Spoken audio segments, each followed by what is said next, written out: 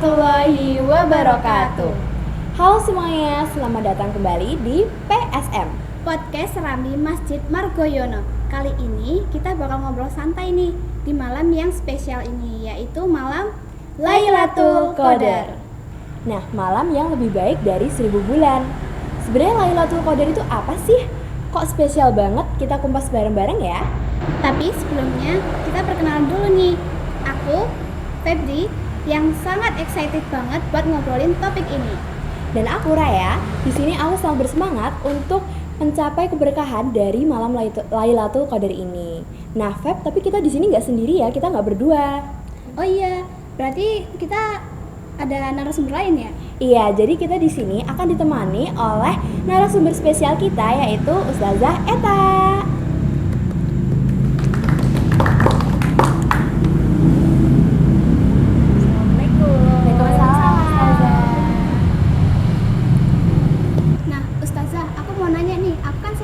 Malam Lailatul Qadar. Nah, malam Lailatul Qadar tuh apa sih Ustazah?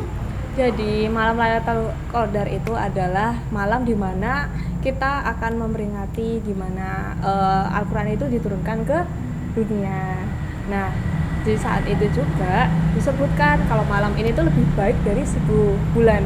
Nah, 1000 bulan itu bisa dinyatakan seperti 83 tahun lebih 83 tahun lebih 3 bulan. Wow, Masya Allah. Berarti kalau kita sholat, baca Quran, sedekah, dan melakukan amalan-amalan lain di malam ini, itu pahalanya kayak kita melakukan hal-hal itu seumur hidup ya Ustazah? Ya, betul banget. Makanya malam ini jadi waktu yang sangat ditunggu-tunggu oleh umat muslim semuanya. Wah, aku jadi penasaran nih. Tapi Lailatul Qadar itu kapan sih Ustazah? Betul, Rasulullah Shallallahu Alaihi Wasallam itu mengajarkan kita untuk mencari Lailatul Qadar itu bertepatan ketika 10 hari Ramadan gitu. Tetapi kita nggak tahu nih kapannya, dan kita biasanya lebih dianjurkan, maksudnya kalau misalnya mau memastikan itu lebih ke tanggal-tanggal yang ganjil seperti tanggal 21, 23, 25, 27, dan 29. Berarti kita nggak tahu pasti kapan tepatnya ya Ustazah? Iya, nggak ada yang tahu, itu rahasia Allah sendiri. Nah, tapi dari ulama-ulama sebelumnya itu pernah menjelaskan kalau misalnya Lailatul Qadar itu setelah malamnya itu kita bakal merasakan adanya seperti kenyamanan dari suasana, seperti nanti yang tadinya panas atau hujan, nanti insya Allah besoknya tuh jadi kayak tenang, aman, damai, seperti itu. Oh gitu ya Ustazah? Iya. Tapi kalau semisal nih kita itu mencoba untuk mencari tahu tanda-tandanya, itu bisa kelewatan dong Ustazah nanti kitanya? Ya seperti itu sih. Jadi kita memang dianjurkan 10 hari di terakhir Ramadan itu biar kita nggak melulu hanya berpatokan di satu tanda itu. Berarti kita harus mencatat nih Ustazah biar nggak kelewatan sama malam Lailatul Qadar. Iya. Kalau mau dapat Lailatul Qadar itu kita harus ngapain aja sih Ustazah? Ada tips-tipsnya nggak? Nah, ada banyak caranya. Mungkin dari kita sendiri kayak malam Lailatul Qadar tuh kayaknya cuma berdiam diri di masjid, cuma sholat terus udah. Nah, itu tuh salah banget ya. Ya, soalnya sebenarnya tuh ada banyak yang bisa kita lakukan di malam Lailatul Qadar. Itu yang pertama, kita bisa sholat malam, sholat tahajud, atau bisa juga kita menggantikan sholat taraweh di Lailatul Qadarnya itu langsung.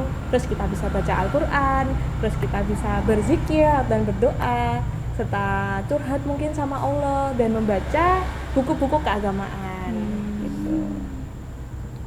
Kalau kita nggak bisa iktikaf di masjid gimana Ustazah? Kalau misalnya nggak bisa sholat di masjid, itikaf di masjid, dalam konteks mungkin kalau yang perempuan itu kan ada datang bulan gitu ya, itu tuh sebenarnya bisa, cuman memang terbatas ya, nggak nyampe bisa masuk ke masjid. Jadi mungkin bisa di sini karena ya nggak ada, kalau misalnya dari yang setahu Mbak Eta, Ustazah Eta sendiri itu tuh nggak ada batasan buat siapapun untuk bisa, kecuali memang kalau misalnya beliau itu lagi sakit, itu bisa dilakukannya di rumah gitu. Berarti Ramadan ini kita harus semakin semangat dong untuk mengejar hal-hal yang bisa menambahkan pahala-pahala kita. Ya betul banget, karena di malam iktikaf ini adalah kesempatan yang sangat emas ya, karena pahala-pahalanya itu benar-benar dilipat gandakan. Bahkan kalau misalnya di luar iktikaf kan kita kayak membaca satu lafal itu kan dikalikan 10. Kalau kita mendapatkan Lailatul Qadar bisa dikalikan banyak sekali, bahkan kita bisa jadi kita belum tentu hidup selama 83 tahun kan. Iya betul. Berarti kita harus benar-benar memanfaatkan malam Lailatul Qadar ini ya kan Ustazah? Betul sekali. Duh, ngobrol gini aku jadi makin termotivasi nih buat mengejar ketertinggalanku dalam mengejar pahalaku. Aku juga nih, berarti aku harus semakin meningkatkan upaya-upaya aku untuk sholat malam dan juga baca Quran. Alhamdulillah, semoga kita semua bisa diberi kesempatan buat bertemu di Lailatul Qadar ya. Amin. Ya, dan semoga Allah bisa menerima segala ibadah yang kita lakukan, walaupun bukan di Lailatul Qadar, mungkin di ibadah selama Ramadan ini. Amin. Oke, sebelum kita tutup, kita baca doa bersama-sama yuk. Subhanakallahumma wa bihamdika asyhadu alla ilaha illa anta astaghfiruka wa atubu ilaik. Amin. Terima kasih buat Ustazah yang sudah menyempatkan waktunya untuk membagikan ilmunya tentang apa sih Lailatul Qadar itu. Sampai ketemu di episode selanjutnya ya. Wassalamualaikum warahmatullahi wabarakatuh.